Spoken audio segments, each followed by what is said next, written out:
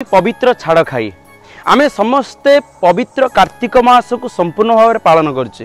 किंतु जितेबले ए छाड़ खाई दिन आसी जाए ना से आम मान मन भर कौन आसे विभिन्न जगार अरे आज छाड़ खाई बहुत आनंद अरे आनंद वास्तव में थिला आमे वर्ष सारा जो जहाँ को लेकिन आमे आनंद करुले जो निशा मद्य मादकता एवं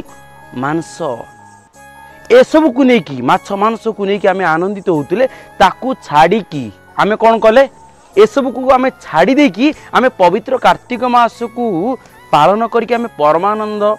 को लाभ कले केमिति ना आमे जेतेबेले ए सब को छाड़ी की हरिंक नाम रे हरिंक गुणगान रे सतसंग रे मजी रहिले सेतेबेले आम मन भीतर गोटे अस्फुरंत आनंद आसिला किंतु आमे एठी जानि रखिवा वास्तव रे ये छाड़ खाइटा काहे पालन हुए ए जो गोटे मास कंटिन्यू चली गला ना कार्तिक मास ए कार्तिक मास रे आमे जहा किछि उपलब्धि कले आमे